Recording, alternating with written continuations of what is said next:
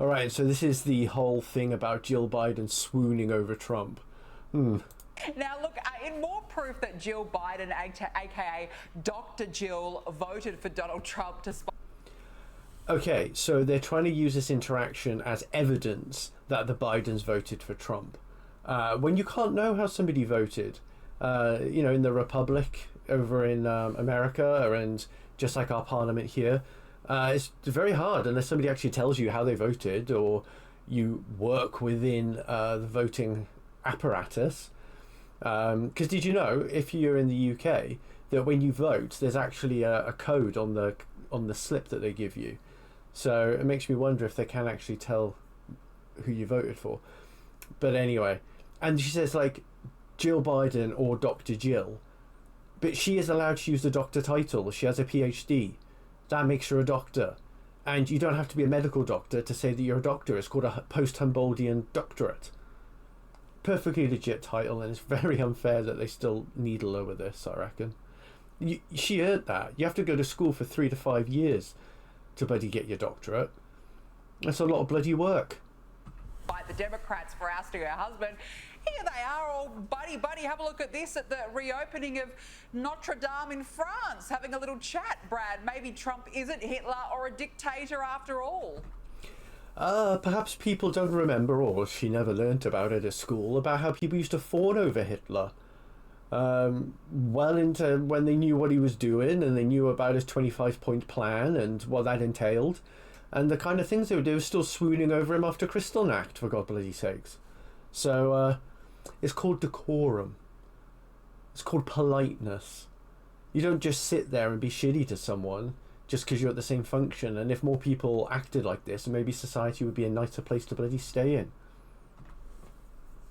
Yeah, it's an interesting one because on one hand, I actually give the Democrats a little bit of credit on this. They've been fairly civil and respectable about the transition of power, and they've extended an olive branch to Trump. Biden had him at the White House, and all of that I like. That's the approach to politics I want to see in America.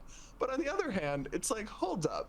5 minutes ago, you guys were telling us this guy is literally Hitler, and now you're doing photo ops and smiling and shaking his hand and welcoming him and all this stuff. Yes, because you respect the office of the president. Like, you salute the rank, not the man in the military. It's the same thing with the president. He won a free and fair election. So you're going to treat him with the respect that it deserves of the office he's about to bloody hold. And there is a difference between politicians campaigning and then politicians in office or out of office, as the case may be. So it doesn't necessarily mean that. I think people have it backwards.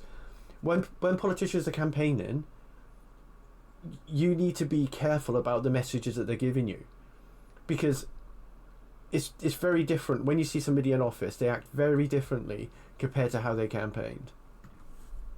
If you had actually believed any of that, I don't think that's how you would be handling that. That's how politics works. They say a bunch of stuff they don't bloody believe because they're selling you a bunch of lies to get elected so they can get into office. Bloody hell. Yes. So it suggests to me, on one hand, that they are being civil for once, which I do appreciate, but on the other hand, that they're rhetorical frauds in many ways. But then again, we kind of knew that. I think we can label that whole clip as news host and guests finally realise how politics bloody works. Well done. God, I was going to be calmer this stream, but man, these people get my blood pressure going. And I want to show you something about politeness and decorum as well. So in the next clip I'm about to show you is Prince Harry meeting Cillian Murphy. And Cillian Murphy's doing something, which I will explain afterwards, and Prince Harry ignores it. Ignore the music, it's stupid.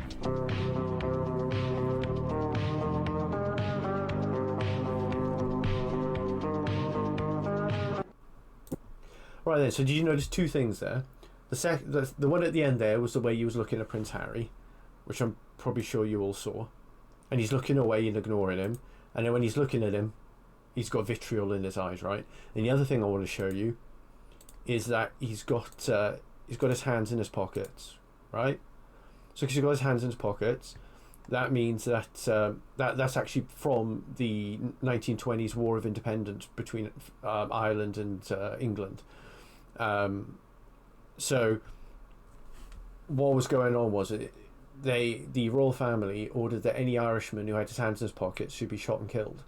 And so now, as a form of protest, whenever an Irish nationalist basically meets a member of the royal family, they put their hands in their pockets as a form of protest, and B, a way of reminding them what went down back in the 1920s, and that, you know, they'll never forgive the royal family for, and why should they? But the other thing is that you see the way Prince Harry's reacting. He clearly knows what this is. He's been raised in the royal family. He knows his family's history, and he's just ignoring it. So this is what I'm saying about decorum and politeness. If somebody's rude or brash as a person, or they're being rude to you, you just ignore it, let it flow over your head, and just rise above it. I'm not saying that Cillian Murphy isn't right to do what he's doing. As a Welshman, I completely see his reasons for doing it, because they got to us first, basically. And so I completely understand the sentiment. But the way Prince Harry's reacting, that's how you handle it.